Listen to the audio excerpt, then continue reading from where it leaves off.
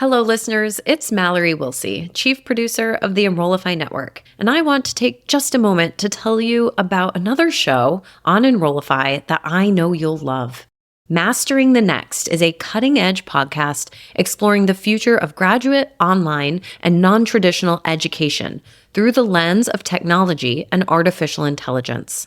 Staying competitive in the world of graduate student recruitment and enrollment means keeping up with the ever-evolving tech trends in higher ed.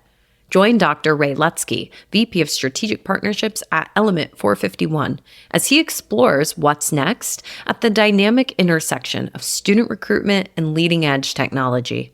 Each episode will explore future trends and the technologies shaping the academic landscape of the 21st century. Listeners will be equipped with strategies to meet the evolving needs of today's online and non-traditional learners. New episodes drop every other Friday, and you can subscribe to the show by visiting podcast.enrollify.org or just search Mastering the Next wherever you get your podcasts. Hit it! That's what I'm talking about. Wait! Okay, now, from the beginning. Hit it, boys. Welcome to Navigating International Recruitment, a special 5-part Pulse Check series where we dive deep into the ever-changing currents of global student recruitment and support. I'm your host, Kin Sejpal at the University of Redlands, and I'm thrilled to be your guide through this journey that is also very deeply personal to me. There is no one-size-fits-all approach when it comes to attracting and supporting international students. Each country, continent, and culture presents its own unique set of circumstances. In the next few episodes, my hope is to bring in expertise who will help uncover innovative strategies and best practices that will empower you to not only attract international students, but also to create an inclusive and supportive environment where they can thrive.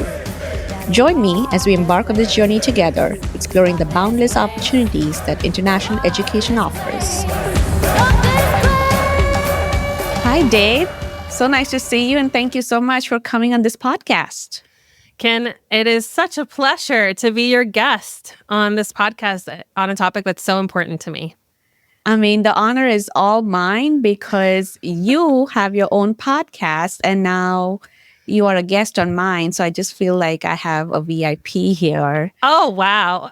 I feel like the VIP feeling is to be a guest on this podcast.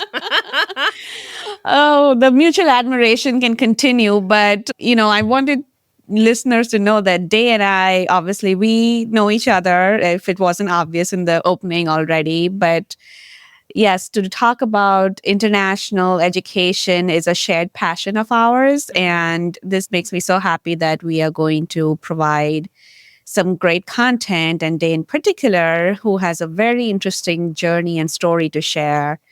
So tell us about your journey and tell us more about you. All right. Well, thank you.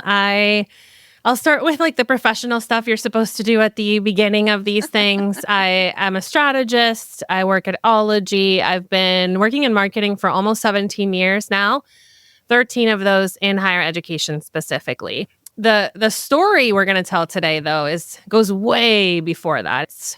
It starts in childhood. So I've actually lived in 6 different countries. Wow. And I've gone to school in almost all of them.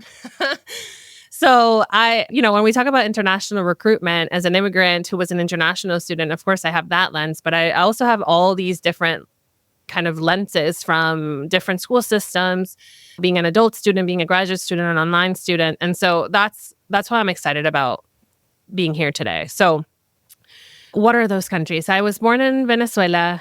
Elementary school, all that was there. When I was almost 10 years old, my family moved to Florida. I started 5th grade in Florida and left again. We moved to Mexico when I was 15 at the end of my 10th grade. So in Florida, I started high school, and I actually started the pre-international baccalaureate diploma, which I'm a big fan of, IB, and I know it's come up on your podcast before too. Thanks for listening. Of course, I'm a listener. I'm a fan. And so then when we moved to Mexico, it actually made that transition really smooth for me because we just looked for schools that also had IB, that curriculum. And so I finished high school in Mexico City in the International Baccalaureate program. Just like my peers in this program and any other kind of 17-year-old at a top school in Mexico, we were all kind of looking at schools and universities in the US. And we all took the SAT together. We all took the English language proficiency test together. But that was kind of the extent of my knowledge of how you're supposed to apply to university. And all of my peers, they had a lot more context than me. I think my parents were first generation. Actually, I'm first generation university. So my parents didn't go to school at all. And even if they had, it would have been in Venezuela, which is a completely different educational system. So they had no idea what they were doing, and they wanted to help me, but they really couldn't. And so I did what I saw everybody else on TV doing. I applied to Harvard. I applied to MIT, and I applied to Cornell. I don't even know. I didn't know there were other schools. I didn't know the different types of schools. And I didn't know how hard it would actually be to get into these three schools that I picked. Isn't it fascinating how much TV influenced our... It's Hollywood. Yes. Like that's how people perceive universities outside of the US. It's what you see in the movies, right? I mean, right now people think I live in Hollywood, which I'm like, I don't. I'm in Inland Empire. I'm nowhere near the celebrities. Like, you don't have to visit me here, and we are not just going to bump into Brad Pitt. I'm nowhere near the celebrities. I'm the celebrity here. So, of course I got rejected from these three places. And at the time, I didn't know it, but now as an adult who has worked in admissions for so long, I think, and I'm convinced that I would have totally gotten into these schools if I had applied properly. So it turns out that I didn't submit all the documents that were required of me, in particular transcripts, because I applied as an IB student thinking that my IB diploma and my IB grades were enough, but they wanted to see my high school transcripts from Florida. And I didn't know that. So anyway, I didn't get in. And to this day, and until the day I die, I'm convinced I would have gotten in MIT, Harvard, and Cornell. But it wasn't... I believe it. I think so too. Thank you. So that was like my first experience as an international student with the U.S. higher ed system. That's so fascinating because it's so similar in the sense, okay, I did not go place hopping and country hopping. I mean, I didn't, but when I was applying, people don't know this. When I came here for grad school, I had to take all the tests and whatnot, but I was actually trying to come here for undergrad. And I took the SATs in India, and I took the English proficiency test, et cetera, but I got so overwhelmed. I mean, cost was part of it, but I was just overwhelmed that I decided I can't do undergrad there. Like, it was scary because I was young. I mean, not that I was all that older, and I'm not that old now, I'd like to believe, but I am. But I was young and scared and alone and first gen. And so, it's intimidating and overwhelming. It is very intimidating. And there are plenty of studies out there right now that show how intimidating it is, even for domestic students who are growing up within these systems and hearing these conversations. And I think sometimes we lose sight of how intimidating it is. And then add to that a complete lack of context, right? Yes. So that was my first experience. And I ended up going to school in Germany. So that's another country on the list. And that was because, honestly, when we realized, oh, crap, we messed up, my dad and I were like scrambling on the internet, Googling, like, what do we do? And my grandparents are from 4 different countries. One of them is Germany. I know. What's going on here? You're a truly global citizen. I'm an international spy. Yeah. You should be on the UN. I have 3 citizenships, 3 passports. Oh my God. It puts my 2 citizenships to shame. I need to aim higher. I don't know how this is legally possible, but here I am. Anyway, so I went to Germany because we realized that one of these citizenships that I have is Italian. And as a European citizen, I could go to Germany for free.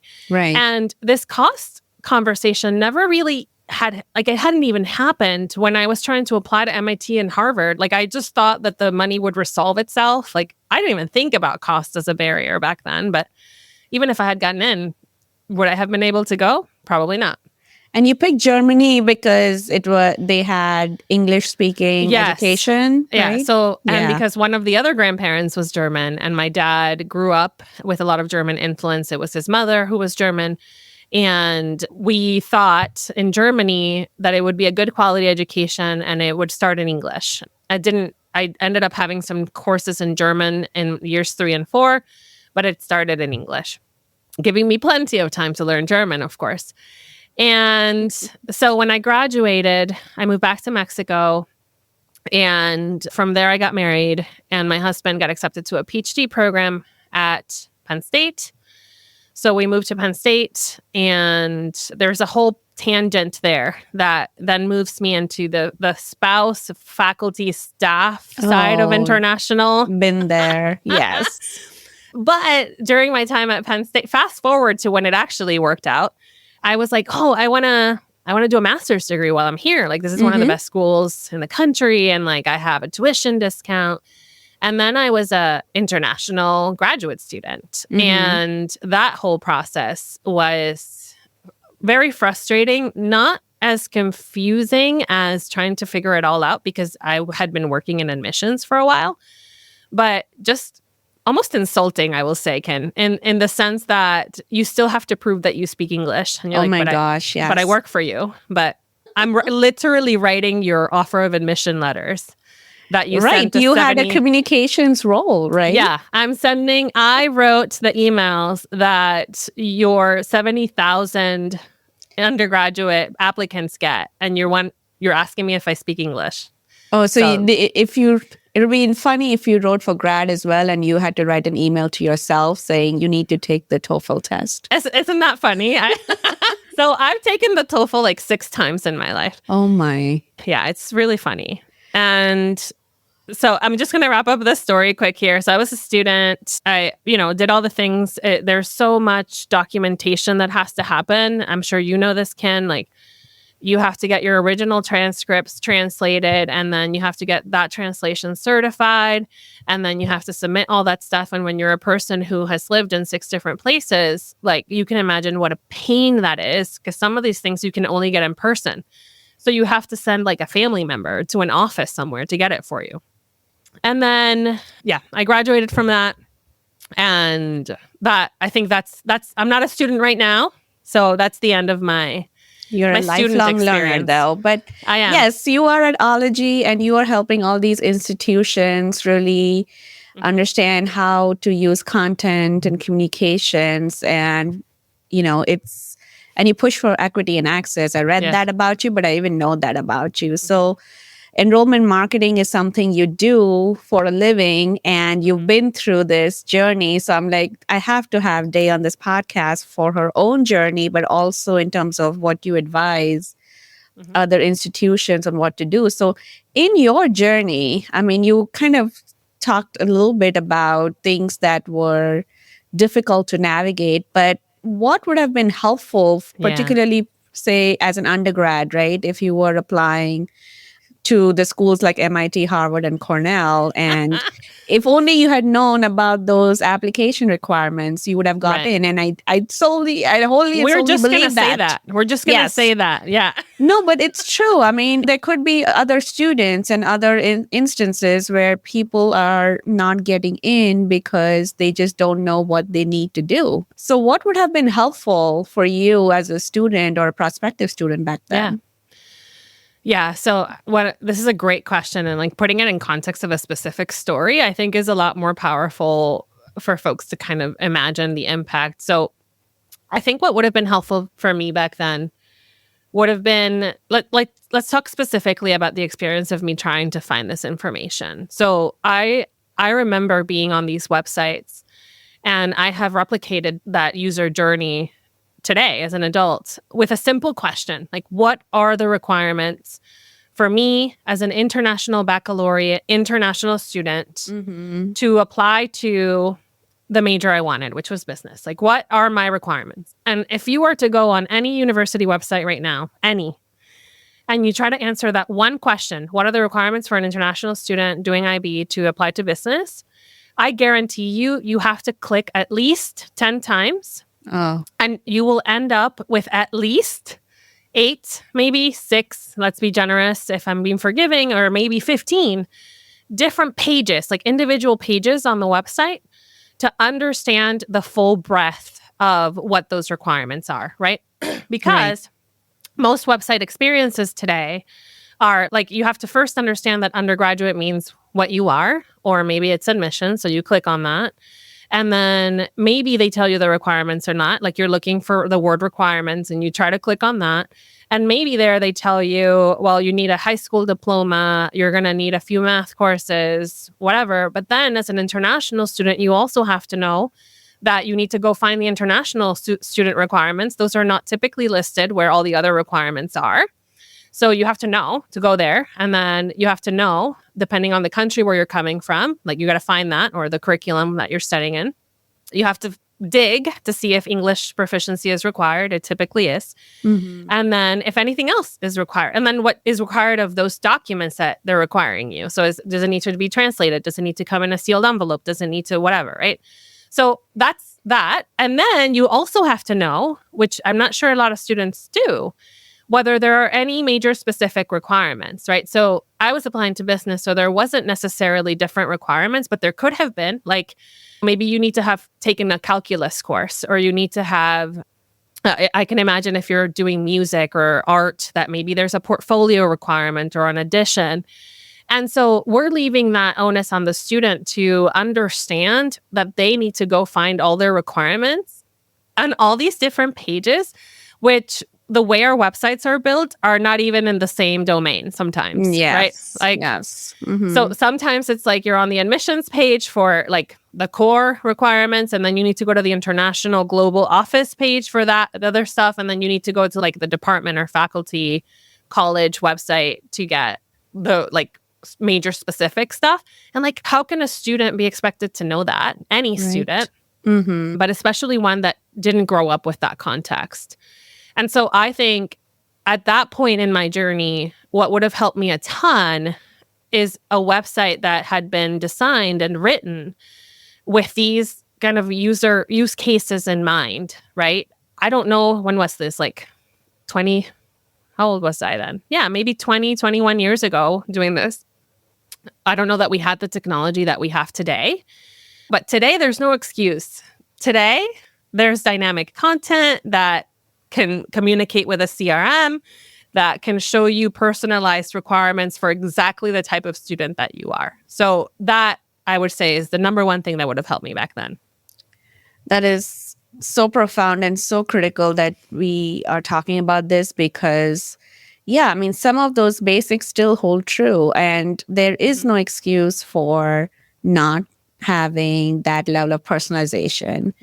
And to quote you from another webinar, personalization does not mean individualized, but it does mean that you understand where students are in their journey and try to share content in a way that is easy to find, accessible, user-friendly, etc., and not get them going from page to page or subdomain to subdomain, because that's when you lose them. I mean, imagine, not only did these universities lose you, the country lost you. You ended up going to Germany. I mean, it was, I mean, the ramifications of just not providing important content and important and relevant and timely content in a way that students, international students, can consume it, can understand it. Has to be simple. It has to, I was talking to Soka University's folks there. Soka. Yes, Hi, Soka. thank you for that recommendation. And they talked about how they have a credential analyst, and they help translate what the requirements of that country are and translate that into what that means in the US context. So does your high school degree there, does that match a high school degree here? Because for me, for instance, we didn't have high school per se. And so I never knew, like, oh, wait, Yeah. am I supposed to submit what I did in my school, or should I go to what we call junior college and then Yeah. submit those Oh my God. transcripts? That's such a great point. And this is why these things are missed. So what I see a lot of language is so important, right? Like I see secondary school transcripts everywhere or high school transcripts everywhere. But in every country, that the schools are called different things, right? So, Yes. so for example, in Mexico, secundaria, which you would think is secondary school, is actually middle school. So you don't want those transcripts. You want Right. the high school transcripts, which is called preparatoria, which is not high. It's how do you, if you don't say it in these words, people make mistakes and don't send you everything, right? Yeah. Yeah. So that's such an important point too. And then, going into the working world, if you will, and we want international students to be set up for success just like any other student, because it's just the right thing to do. It's what we are here to do. Mm-hmm. We are here to mold and shape our students, provide them the tools they need to go out and succeed in the real world. Now, whether they choose to go back home or whether they choose to stay, that is secondary. But, you talked about ending up working here and some of the barriers of pursuing education while you were working here. So what were those barriers? And you talked a little bit about the testing and such, and Yeah. what could have been done differently, especially from a marketing and communications lens. Yeah. So I'm going to try to frame this in a way that is also useful for like supporting graduates moving into the international graduates moving into the working world. Mm-hmm. I had a terrible visa story, but I will not go into that all over again. I think there will be an episode on I Want to Work There about my story with my visa. Oh, that's the Eddie Francis podcast for those who don't know. Yes, I Want to Work There by Eddie Francis. Look me up there and cry with me. But from the perspective of trying to find employment as an international citizen, that was almost, I had already been working 5 years, but let's assume, I'm freshly graduated. Some of the barriers there are really simple. And I know, Ken, you talked a little bit about this in the first episode of this Pulse Check. The applying process for jobs is just as confusing as the applying process to university. And so when I was in Germany, we were specifically coached to create our curriculum vitae, or however you pronounce it, our resumes, our CVs. I just call it CV because I don't know how to say it. I don't know either. Somebody help. But they specifically told us that we had to include things like birth date and photo. So they sent us all to get a professional photo taken. And this photo has to go on your curriculum, on your CV. And of course, I'm like trying to apply to jobs in the US with this. And like the shock that you would get from people because you put a picture, like, yes. And people are not very forgiving. Like they think you are dumb for doing things like that. And like nobody's first response is, oh, this must be a cultural difference, you know? Hey, it's Mallory, Chief Strategist of Enrollify. Why travel far when an exceptional higher ed conference experience awaits from the comfort of your campus or home office? I'm thrilled to announce that every single session at the 2024 Engage Summit will be live streamed. And the best part? Registration is free. Many of your favorite Enrollify creators are presenting. Maya Demishkovich and Jenny Lee Fowler will teach you how to craft an AI-powered social media influencer strategy. Jamie Hunt will help you unlock the AI revolution in your team.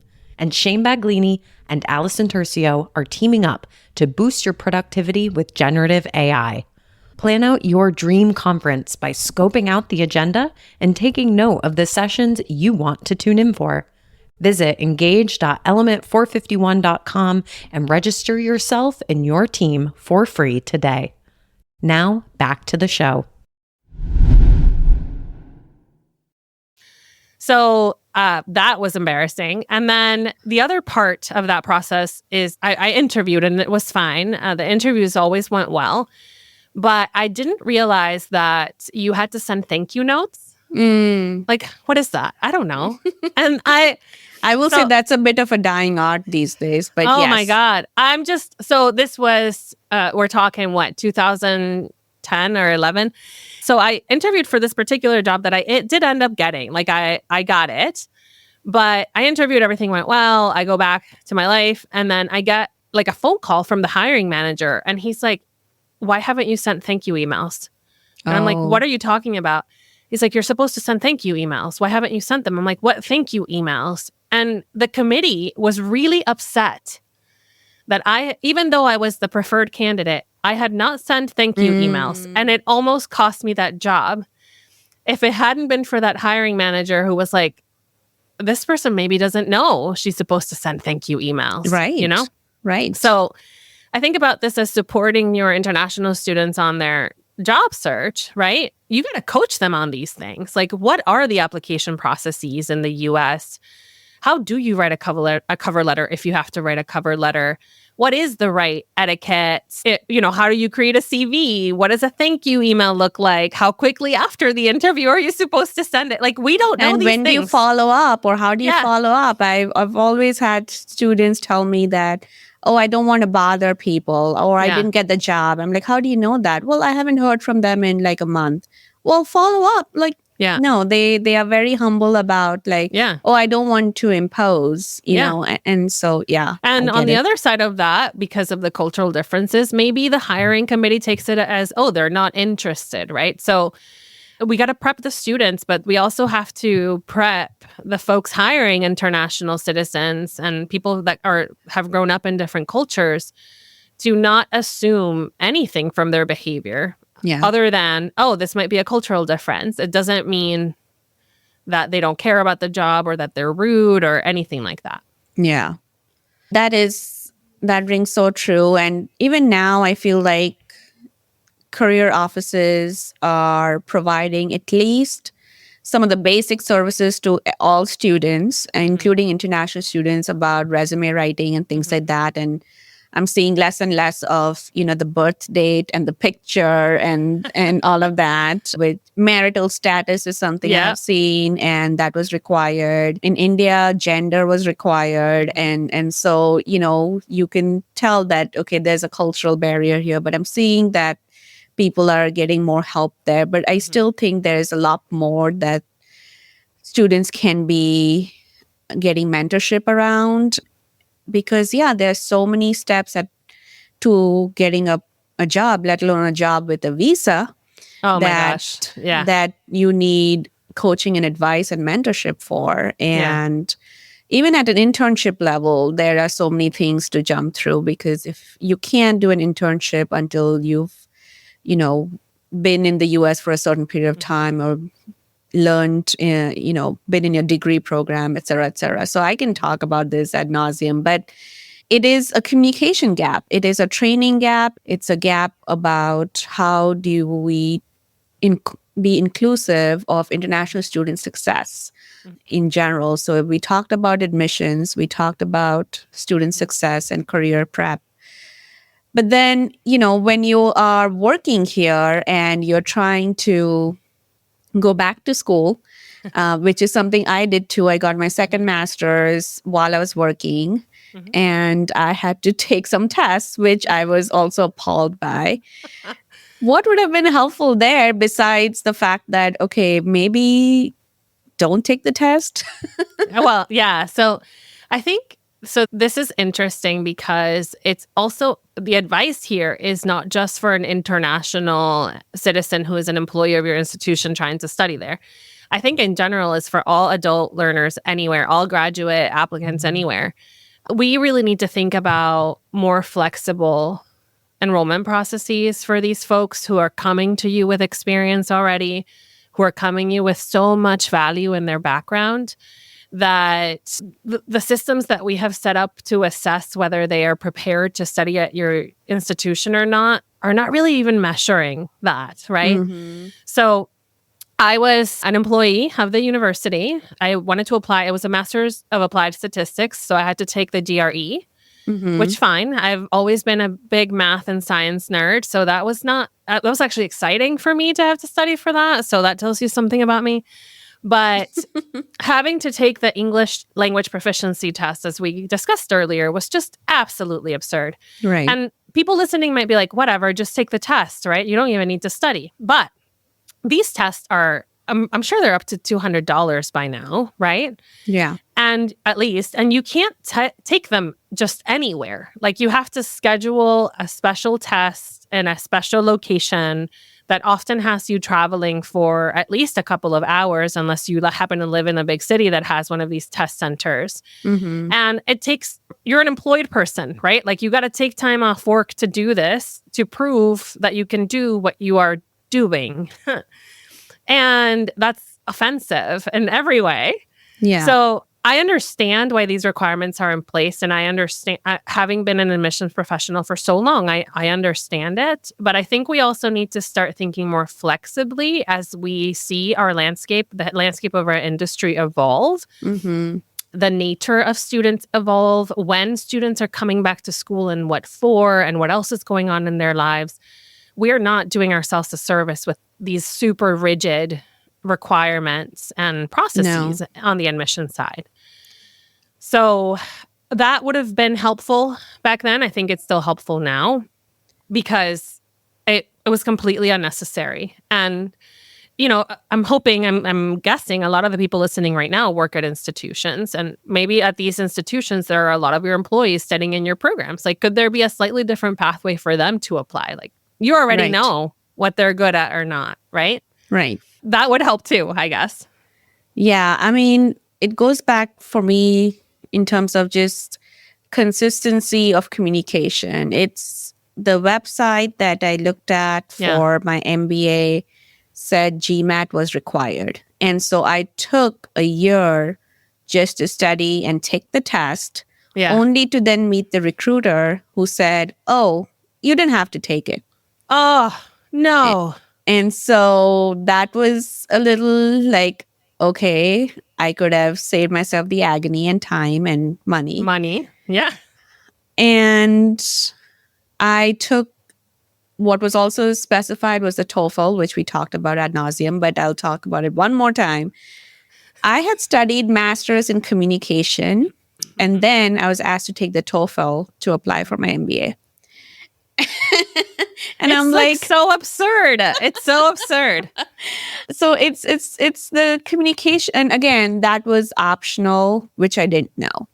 Yeah. And it was optional in the heads of the admission staff. It was optional for the recruitment processes. They wanted to reduce the barriers, which I so appreciate that the admission staff was so welcoming and open to working with me. But I didn't know that I could reach out to them and see, hey, is there any flexibility here? I just went by what I read. And I think even now you can tell on so many websites that there are those inconsistencies between what is displayed and what is said as required versus optional versus not needed versus like all of that versus what people are telling you when you meet with them.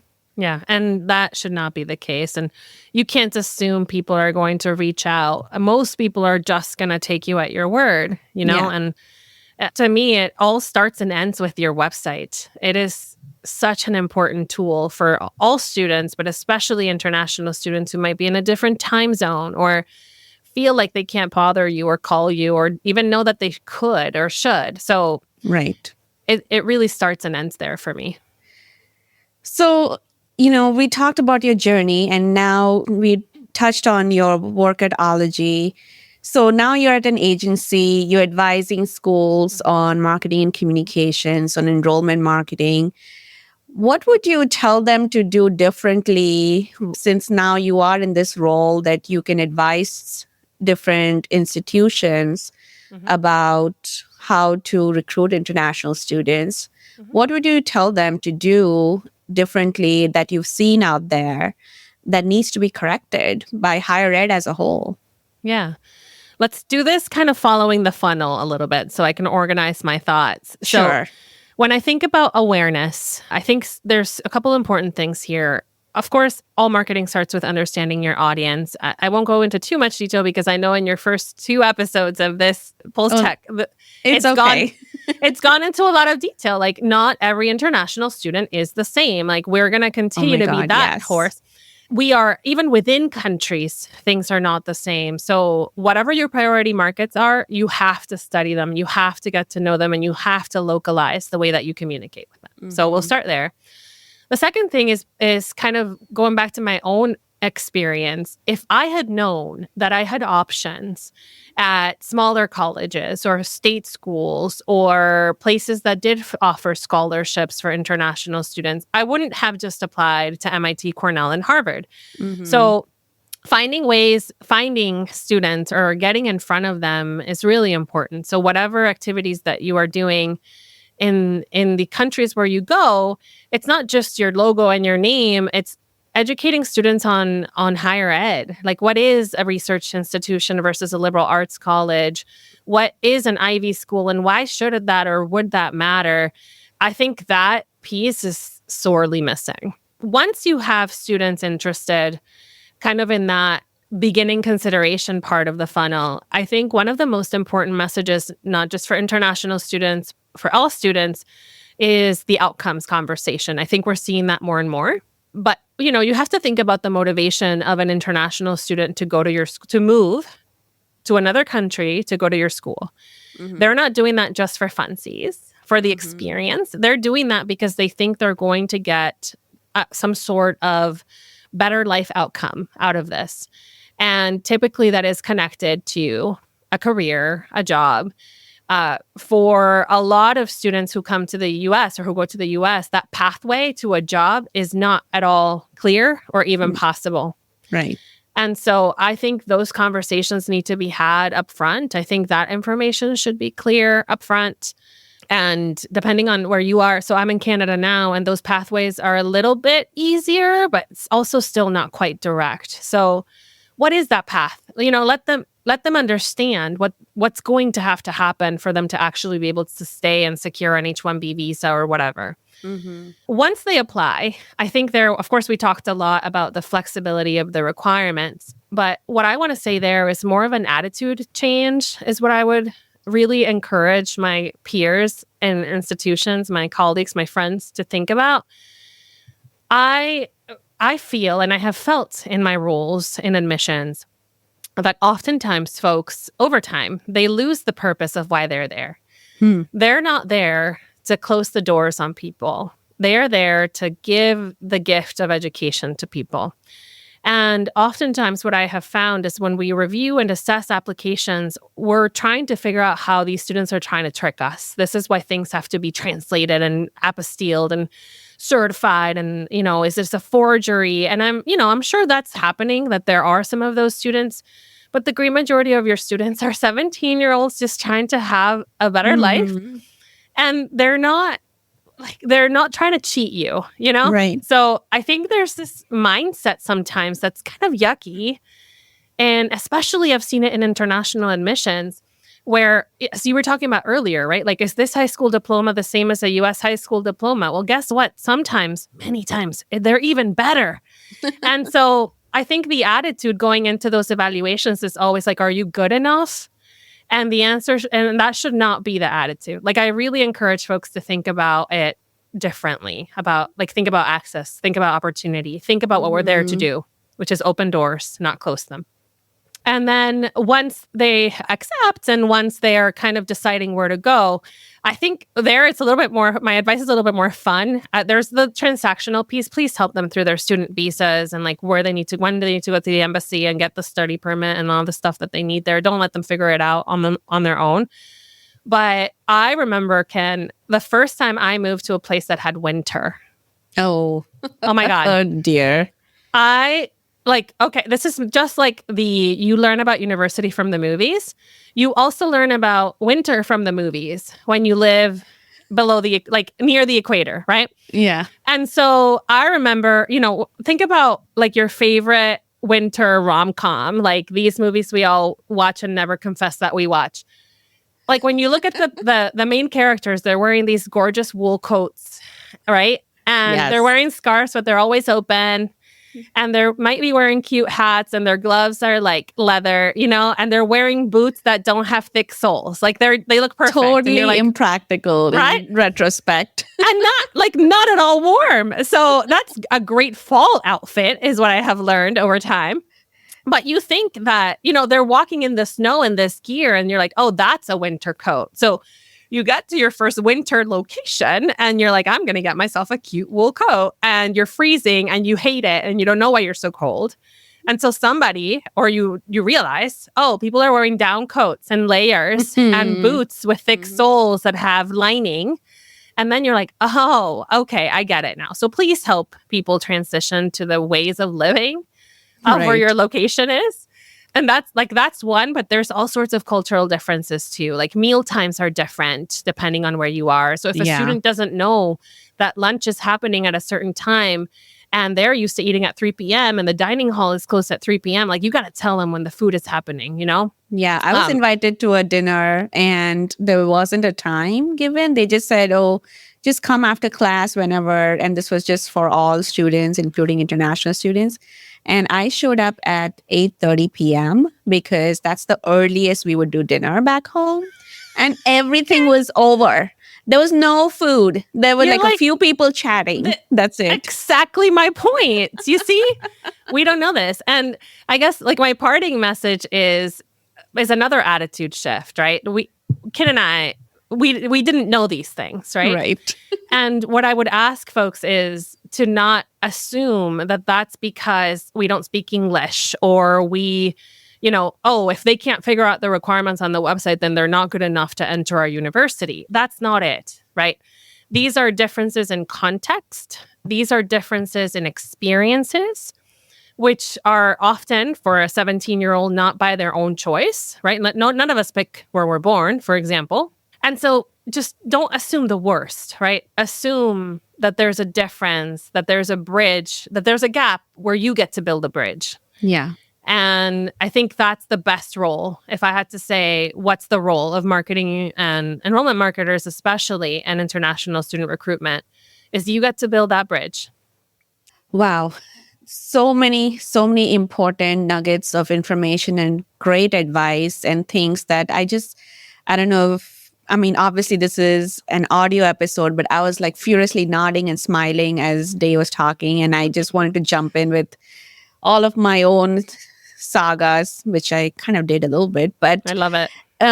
But it's still true. It's still the case. I know Day and I are reflecting on our journey, but we are also talking about today's times. I mentor students right now as well, international students in particular, and I still find that there are those gaps where they just don't know. They don't know what to ask, and people need to just offer that information, assuming that they don't know. Mm-hmm. And the more we can do that, the better they will feel, the better our community will be, and more integrated they will be. And it's just the right thing to do. I just keep going back to that. Mm-hmm.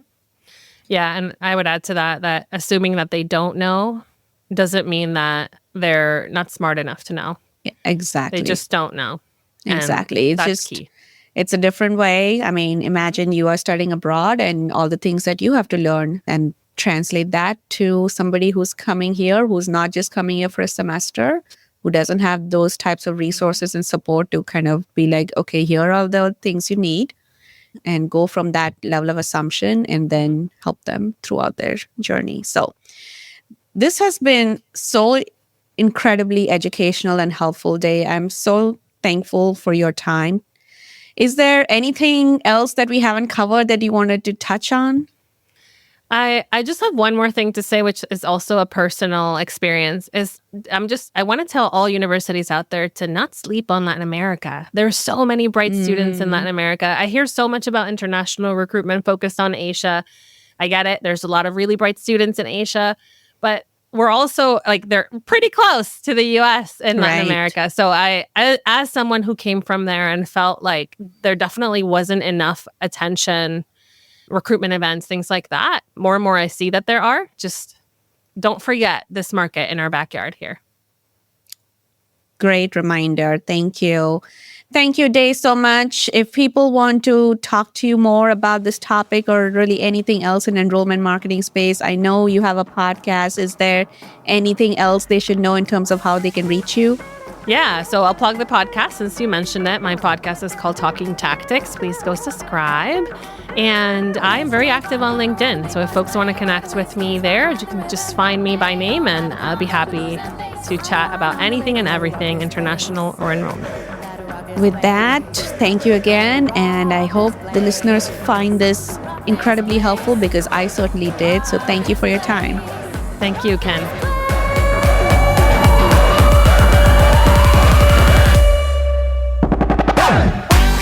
This Pulse Check mini-series has been brought to you by Pathify. Gone are the days of clunky interfaces, disjointed systems, and massive, unhelpful link farms. Centralize all your systems with Pathify so that students see the information that matters to them in a digital experience that actually makes sense. From prospective students through alumni, it's about time the student experience started looking and acting like a consumer app from this century. Visit pathify.com for more. Enrollify is made possible by Element 451, the next generation AI student engagement platform helping institutions create meaningful and personalized interactions with students. Learn more at element451.com.